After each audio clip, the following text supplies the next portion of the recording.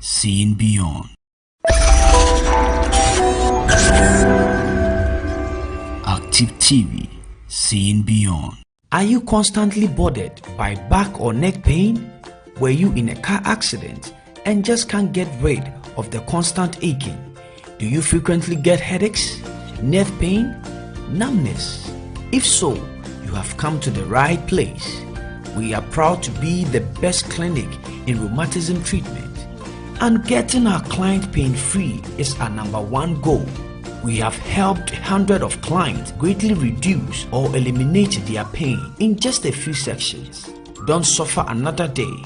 Contact us now to arrange a free consultation and let us help get you on the path of becoming pain-free.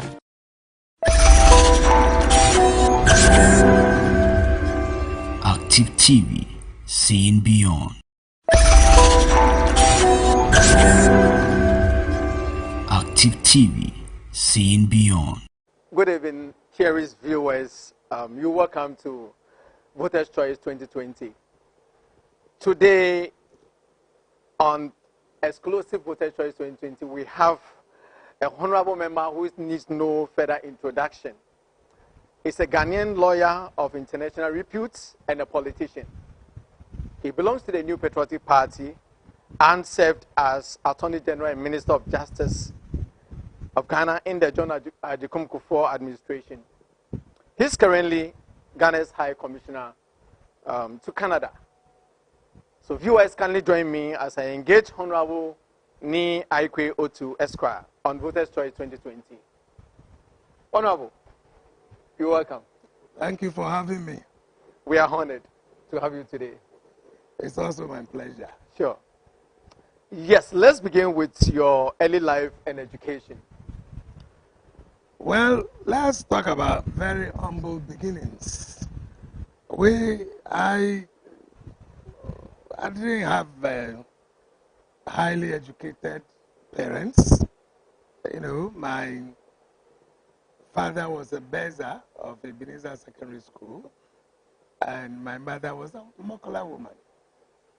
But she was a politician and saw the need for the children to go to school, because she realized that one of the ways by which you can break, into the upper class and upper echelons of society, your upward, progression depends upon education.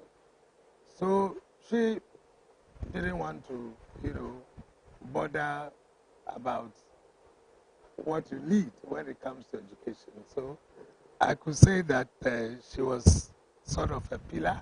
I could go ask anything I wanted from her, she would give me. So in the lowly beginnings, as I said, my father happened to be the nephew of the founder of Ebenezer Secondary School, the late Alti Ayi. So together they started Ebenezer from Kolegono as a private institution. Then they moved to Mamplubi. Then later it became a government-assisted secondary school.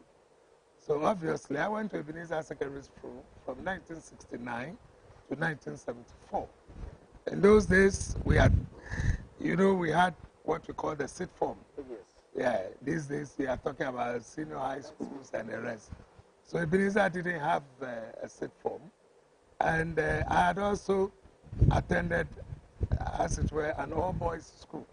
And I wanted the mixture. Okay. So I decided to go to Fijai Secondary School in Secondary Takrady. In the Western region. In the Western region. And I was there from 74 to 76. Then I said to myself, why should others be called by their professions? Oh, lawyer so and so, doctor so and so, engineer so and so, architect so and so. I should belong to one of them. Because so that nobody calls them Mr. Oh, lawyer this, doctor this, lawyer. So I decided to read law. I entered the law faculty and read the combined law and the study of religions.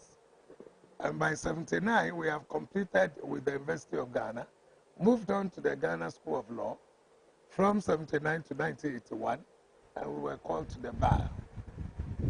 I Some of my mates are the Chief Justice, current Chief Justice in Iyibua, Wow. from 1 to 5.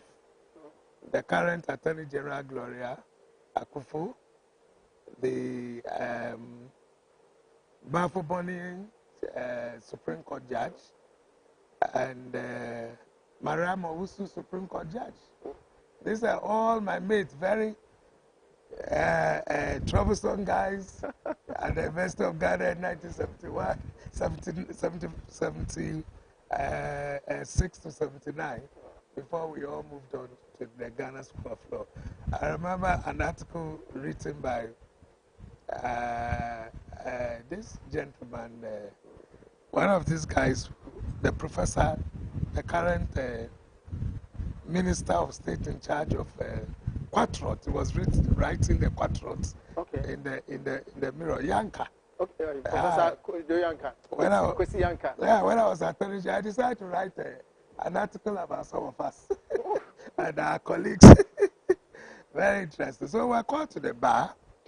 My mother's uncle happened to be the late Taiwi Adamafiu, who had set up a Frusto Chambers with his son, Yokaji Adamafiu. So again, after national service at the ADB, you know, I found myself in those chambers. I was with him until he was appointed Under Secretary then for the Ministry of Interior. Yokaji Adamafiu. He is my cousin. So I stayed on till about 2005 when I was also appointed an Attorney General Minister of Justice. Wow. So this has been the background. You established a law firm, OTOO and Associates, Leo Chambers, Athletic Official. That was when I left serving Attorney General. I wanted to be seen as very independent, you know, because if you are practicing under somebody's banner, it's always a Frusto Chambers. Then we change it to Adamafiu OTOO and Associates. Then, having served, having been the official leader of the bar, I thought it's only fair and proper that I have my own OTOO and Associates Leo Chambers. That was when I moved from Latabioko Spintex Road. So I had a building sitting there. So I converted the ground floor completely into the chambers, and I was hoping that as the thing grows, we can go to the top floor also. So it's there. Sure. So let's come to your career as a lawyer. You served as a secretary and later president of the Greater Accra Bar Association. You work with your learned colleague, current president, His Excellency Nana Addo Dankwa Akufo-Addo, on the National Council of the Ghana Bar Association. Was it the first time you knew and had a working relationship with him? Well, if you talk of working relationship, yes, but as lawyers and barristers, we knew each other, we were friends, and you know, it was fashionable in those days to smoke. So last time I was telling friends that he used to smoke Deba, you know, and there was a time that there was shortage of cigarettes, you know, and one day he was passing, I said, "Hey, my friend, Charlie, I need some cigarettes."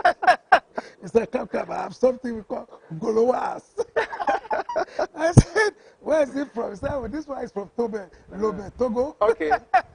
And then we shared one, you know, gave me some, you know. So we've been friends, you know, generally. And so we all went into the leadership of the Greater Accra Bar. And I served in other positions, but the most prominent ones are the secretary and the president. And when he was the regional president, I was his regional secretary. And so together, we went to serve on the council of the bar. And we did a lot of things together. I must tell you that Greater Accra was regarded as the largest bar. I don't know whether anything has changed. No, but almost all the lawyers happen to be here. So about 90% of lawyers practice in Greater Accra. And therefore, if you are practicing in Accra and you are also a leader of Accra, you are respected by the bar. Very Herculean. Yes. And we served in other, you know, committees of the bar, plenty of them. Okay. We served together. We even hosted during his time the bar association conference here. Okay. Your relation with His Excellency, did he have any influence on you becoming a member of the New Patriotic Party? No, we were all then Okay. already interested, Okay. but we took a position, which was why I came in a little late. We took the position during the time of Rawlings that we would be the voice for the voiceless. Okay. So the Ghana Bar Association would be issuing statements and things, you know, to break the culture of silence.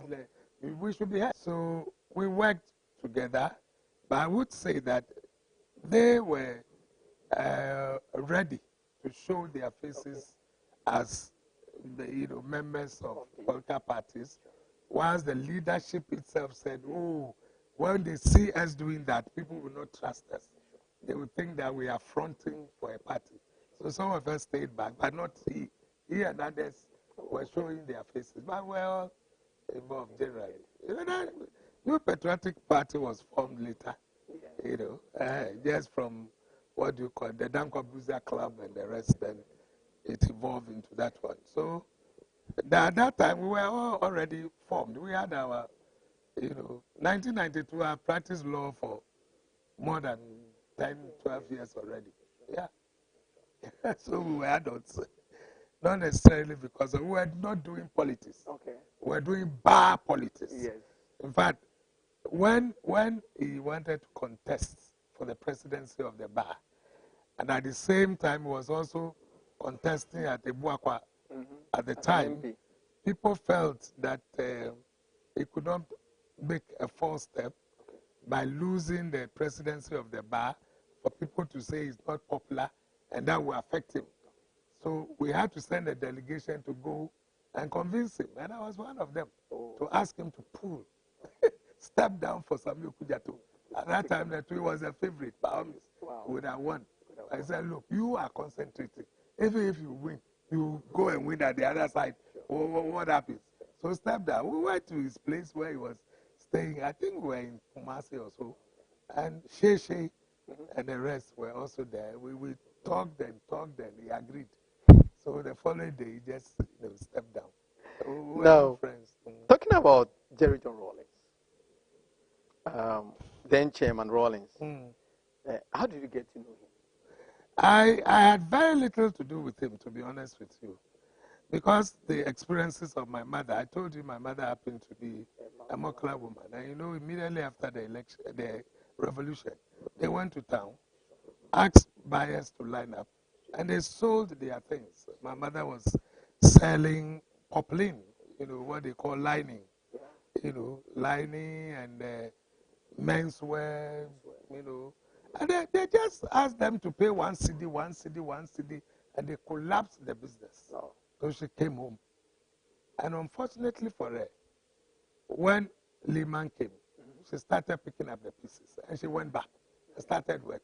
81, December. Again. Rawlings, Ababiu.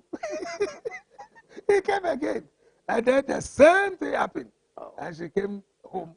She never went back to Makola until, death. So, and then the curfew, the number of years that we had to go through curfew and things were not very, he didn't number so himself. Unpleasant. Yeah, to us. So I was not at all. I had very little to do with it. Very little. I must say that the closest I came with him to have a long chat was when I was serving as the chairman of the Executive Access Committee of the Transitional Team. Okay. After we've won the elections, In 2000. I was the chairman of the Transitional Team and for the Executive Access Committee. So we had to identify all assets which belong to government and to make recommendations as to how to keep them, in good shape and all that. And his properties happen to be one because he is being maintained by government. So I had to meet Rawlings, Zanator, and the wife, and to discuss his problems and what we can do to assist him. And I remember something he said that, people do not see the office of a former president, the importance and the role he plays. But if you get to know the amount of work he does, you'll be shocked. Because people always think they can send petitions to him, and that once he intervenes, their problems will be solved. So they line up every day. And he told me the worst part was coming to announce funerals.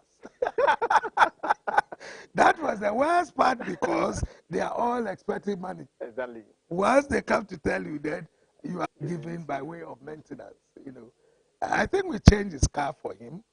And there was also the issue of the Trasaco residence, which was given to him. Nana Kunadu felt so bad that they didn't feel like coming to talk to them, to take them to go and see the house. But I think what happened was they gave them keys to the house, and she felt it was demeaning. So they rejected it completely. In fact, I went there to look at it. Very nice building. So we even recommended it should be given to John Mahama. He was also a former president. That I should give it to him. Because I think sitting there, he's still there. I don't know what the position is, but the one for, I think, Atta Mills had then been taken over by the wife. Yes, so it was not living there, but everybody knew that she was had immediate right of possession to that property. So that was the closest that I came with him. All right. Let's talk a little about your political life. You were appointed Attorney General and Minister of Justice by President Jacob in 2005. Yeah. To succeed Honorable Papa Usman. Sure. All right. And he was also my mate. I think I should let you know. A colleague in the... Yeah. We were called to the bar the same day. We were there for 5 years. Yeah. I see. And then you became, or you were appointed chairman for the Constitutional Committee for the NPP. Yes. 2010. Yeah. You were also a member of the vetting committee that vetted President hopefuls for 2011 primaries. All right. One would expect going forward, let me put it 2024, you contest as one of the presidential hopefuls for election 2024. But it looks like you're okay with your political life. You don't want to do anything. Well, let me give you this background. There are a few things that people don't know. So I served as Minister of Justice, Attorney General, which is cabinet, which is high. Sure. Then I served as chairman, board chairman of SIC. Oh. Most people do not know that aspect. What happened was that they were then converting into a public corporation and a public company, listed company with shares. And so it took a very long time to set it up. And so by the time we took over, we were getting around 200 appointees who must have to give way to others. So I think I resigned when they compelled us to resign in 2009. Oh. So these are the 3 major places that people always look up for. You want to be appointed a minister of state. You want to be appointed an ambassador. You want to be appointed, a chairman of a board. But then from 2020, I've been an ambassador, not to, if you like, an insignificant country, but it's a G7 country, Canada, based in Ottawa. So all these 3 places I've already served. So we should be thinking of something higher. So you don't worry. All right. Back to history. Let's talk about one of the high-profile cases you've handled. In fact, it made me feel like going to the law school. Let me begin with Honorable Kennedy, Japan. Oh, I thought you didn't know about that. Standing trial for standing trial that tantamount to a breach of peace, treason, genocide, terrorism, a whole lot. He was alleged to have made tribal comment on Oman FM, blah, blah, blah, radio station. Now, you filed a submission of no case. His Lordship Ebenezer Osei admitted, dismissed the case. How did that happen? Well, it's a very simple thing, Technicalities are part of the laws. That people don't know is we are talking technicalities. They are part of the laws. under Section 207 of the Criminal and Other Offences Act, the section under which he was charged, the offense ought to have taken place in a public place. Where did he speak? You tell me, where did he speak? Was it not in his studio? In his studio. Is that a public place? No. So it's not just a technicality that nothing took place in a public place. Public places have been defined, if you read them, that a place that people have a right to go. Can I walk into your studio? No. No. Without my permission. Place. No way. But I can go to a stadium so long as I buy tickets, or even when there's an event going on, I can go there. So that was what I used, that he did not say anything in a public place. So in those circumstances, you don't need to go into the nitty-gritty of whatever he alleged to have said and what he has not said. He didn't even say those things they were attributing to him. And that was used against me when I was running as a parliamentary candidate in Krowa, that he said he was going to kill guns and I'm a guy and I went and defended. He didn't say so. He didn't say so. He was just giving an example. That if you say kill so and so, what about if the Asantes there also say kill people? That is all. Where was it that he sat down, thought about it, planned, and said go and kill these people? He didn't even say so. He didn't say so. It's unfortunate. So this is why I made a submission of no case that it was upheld. And that's not the first time. I've done it before. So immediately they brought a charge, I started laughing in my head. Because I have done it before. There was this friend of mine, lawyer Kote, who had a sister, very difficult sister, journalist at the time, Gladys Kote. She was even writing reflections on TV and the rest. Very, very difficult. Lawyer Kote's girlfriend went to visit in the first floor of the house. Then there was an altercation in the kitchen. And then the lady went between the girlfriend and Gladys. And Gladys quickly rushed and went and reported the matter to the police. And then the police charged my friend's girlfriend with breach of the peace. Again, first floor. Is that a public place of somebody's private residence? Yeah, somebody. And they brought the charge under 207 again.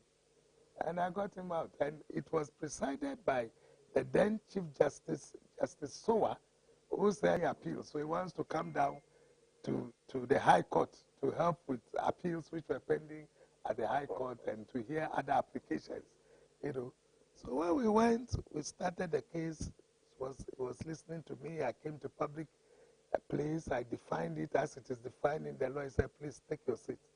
They called the Attorney General's representative. He said, can you answer to what your learned friend has said? The guy was going right. I said, no, we are talking about public place. Tell me the definition of public place by law and whether somebody is the first floor, kitchen, the kitchen of somebody's first floor, a private residence can be a public place. Say, my lord, this, my lord. Chief Justice beside me was talking, annoying him, said, okay, this is my ruling. The charge is, in fact, the woman was convicted and I went on appeal. They said the appeal allowed. Full reasons to be given later. So his lordship adjourned the case and went back and wrote a ruling. And it is a reported case. Either the Republic versus Gaba or Gaba versus the Republic. It is there, 8426 Ghana Law Report. You can take it and read it. So that was the basis, you know, of the submissions I made. I have it already. I was the lawyer in the case. It's just it was just a repeat dose. And it is there. The judge who delivered is not the circuit court judge. Chief Justice of Ghana, reigning at the time, E.N.P. Sowa. He gave the decision, Gaba versus the Republic. Anybody can go and read it. It's there. I'm sure it's a 426 or it is 6 to 87, one of them. But you find it there. Gaba versus G-A-B-A, Gaba. G-A-B-A. Rebecca Gaba. Gaba. Now, the second one was during the election petition case. The late Kojo Osofi, may so rest in peace, and then Mr. Hobson Adoye were charged with making remarks regarding the election petition case in court case. you even said you will appeal that my lordship, I think today is his 59th birthday, and the only gift you can give him is to just pardon him. That was my birthday, rather. Oh, your 14th birthday, of yes. August. Yes, your That was 59th 14th birthday. of August. And he asked me how old. I said 59. I said, why are you not joining the bench? Why haven't you joined us? Yes. I remember. They were freed. The other was convicted. Then your name all over the place. Lawyer exclusive, lawyer exclusive. How was it like back then? Well, it was okay. I mean, everybody must be ambitious in life. You know, you want to come to the limelight. When I was young, I asked myself, what about those people who I always see their pictures in front of Daily Graphic? In those days, you know, Daily Graphic, Ghanaian Times, and then Saturday Mirror, Sunday Mirror, something like that. You know, these were the popular newspapers. And you see them on the front page. So I said, but we can all go there. Yes. You know, so we're looking at the opportunity of, you know, one day also being a household name. You know, I must say so. And in my practice and all that, I was hoping that I would get there. So the first Accra, I'd gone to do a case in Kumasi. Okay. When one of the journalists reached me Okay. to say that my submission of no case had been upheld. I said, well, I wasn't around. I mean, Kumasi. The other one which I'm referring to, which I thought you didn't know about and perhaps you didn't know about, was when it was to be granted bail. Okay. If you remember, the first time he was denied bail. Yes, you were denied bail. Yes. So the second time, that was when they filed papers to the court of High Court, you know, repeat application for bail. That was when I came in. Yes, you know, and I must say that throughout my practice and up till then, I have not seen any lawyer carried shoulder high. It was when I did that case for Kennedy Ajipon and I succeeded and the judge granted him bail. That day they almost crushed us to death. You know, because from there, the supporters were all over in the yard. And we had to go to the registrar's office in the hallway. How? This group of people. But for the bodyguards of Jake, they would have crushed us to death. Then I understood the need for bodyguards. They were pushing them left, right, throwing them about just to get us opportunity to get out. By the time I got out, then they seized me. They carried me out. That day, is something unforgettable. As for this one, I was not even in the court when the submission of no case was upheld. I wasn't there. But this one was live. The whole compound, those who managed to come in because security kept them at the back yard. And so people were just anticipating what will happen. Will he be granted bail? Because most people have said that with treason, there's no way anybody will grant him bail. But I pulled that out. I made sure I pulled it through and it was granted. Your name was all over. It was granted that bail as well. Yes. Wow. So that's another very, very memorable one. But there are quite a number of cases that have become what we call locus classicus, you know, that cases that people cite, you know, that we've done. And they are all in the law reports. They are in the law reports. You're such a great lawyer. Very interesting ones. I remember the first time we did the one involving somebody who has a land title certificate, you know, and somebody who has nothing but is in possession of a house. And if I have been in possession for more than 12 years, 20 years and above, then you go and take land title certificates and come and use that one to dispossess me because you have something you call indivisible title. No, it won't work. So that's a very important decision delivered by the Supreme Court. Do I still even remember the case? If I remember, I'll tell you. But it's often cited. Oh, yeah. It's quite a very notable decisions. There are quite a few of them. If you remember, even the Kennedy Japan one, they tried to quash the bail Yes. which was granted. Yes. Yes. And I went there, and then the Yes. Supreme Court threw them Yes. out. Yes. That one too, I think, became a reported decision. Yes. So quite a number of them are reported. But I lost out the last 2017, 2020, whatever assistance I gave to my juniors and the rest, my name never showed. So I've still won so many cases, but my name is now. You've already made the mark. You've already made the mark. In action, yes. You've already made the mark. Honorable, we have barely few days to election. Chances of the MPP. Well, I think they are very, very bright. They are bright. You see, sometimes people don't seem to understand the campaign strategy between somebody who is in opposition and then somebody who is in government. When you are in opposition, you are asking for what? Change. Sure. So either you do this or you are looking for change. Yes. When you are there, you want 4 more years. Yeah. Or what they were saying those days, JM Twaso. Yes, that is what everybody does. Yeah. Continuity and then change. Now, how do you do continuity? You don't do that by promises. You rather account to the people. Okay. I put my manifesto there. NDC put up their manifesto. Other parties put up their manifestos. You chose mine. Maybe you saw something in it. Sure. That's why you chose. Sure. So now that you have given me the nod, I should be able to account to you as to what we have done. So you find that that is what the president and other people on the campaign platform have been doing before some of us arrived. You are giving an account. I said I'll do SHS. Free. Have I done it? Yes. Is it working? If there are problems with it, you still work to improve it. But the main thing is that I'm going to do free SHS. I've done it. 1 district, 1 factory. Over 120 and about 70 last year. Yeah, we exported food when we used to import some of these things, you know. So if you look at what we call the flagship programs, the policies that we brought about, they've all been achieved.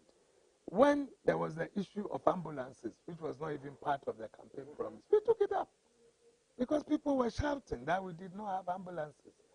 300 ambulances were brought in, 270 to all the other constituencies, and the rest were shared to other needy. We have succeeded in doing that. We talk of roads. Before we came, the idea was that, all roads have been fixed. Unprecedented this, unprecedented that. We came and saw no roads. You see the road you drove onto my house? Yes. When we came to power, we started working on it. We've done the entire area of Lower Bachuna. Almost, when you are going, take a little, drive around and see. This is just the first quote that they've come to give now. But we dealt with the dust and all the other issues. We have clean air now, and people can see. When we moved here, for example, there were no drains. How do you deal with even your wastewater? Wastewater from the house. You go and bath, you wash, and do things. You cook. Where do you put the water? All headaches you have to do. Some well, somewhere trap the water, mosquitoes, and the rest. We lived in it. They didn't bother. Between 2017 and 2020, we've done this. This is not only that. If you go to my office, you will see the road in front of my office has also been tarred. So we made a promise and we are delivering. The asphalting that we are doing, the major towns, the Kumasi, the Asante Mampon, the Ho, the Adenta, those are real asphalt. Even part of this Spinters Road, getting to the end, on the run, they were all that bad. They've all been fixed recently. We talk of year of roads. We are doing that. Talk about unemployment. How can somebody come and tell us he's now going to create 1 million jobs or whatever it is? Where was he when the Association of Graduates were being formed in this country? And when he was asked, what did he say? That if you go and learn a course or read a course somewhere which is not fitted for our economy, then you can't get a job. And then somebody says, why don't they go and pack pebbles and come and put them by the roadside? And each at the end of each month, people will come and buy, they will make money. What is it that they were doing? You know, Calamity, we said we're going to fight it. When we came and we saw, we started it. We fought it. We banned it. We tried to divert, you know, the attention into other areas like palm. You know, they should go and do palm fruits and the rest, which is very, how would I call it, profitable. But you get a lot from the fruits. Palm oil, palm kernel, what can get. Now, these graduates were sitting down, and the one which pains me the more were the health workers, nurses, doctors, all kinds of allied workers. They have completed their courses, and they were not being offered any job. And we have been taken to IMF, and they are telling us that there must be a ban on employment in the public sector. Yes, as part of, how could you? And you sat there, people suffered. We have this bright idea of NAPCO. We've been able to absorb them. My friend and former colleague, Sir John, the forestry. We did the forestry thing, over 65,000. You know, people who had no hope that they will ever get jobs to do found themselves in employment. We are still doing it. Get to the security services. A lot of employment has been done. Immigration, police, the army, fire service, these are all young people. They don't take old men. We solve the problem of the youth. There are others that the National Youth Employment is doing. 1 million per constituency. We said it. People didn't realize the use of what we call the Ministry of Special Initiatives. They didn't understand it. Because these were not ministries, the development, the 3 development authorities that we were going to set up were not on. The Ministry of Special Initiatives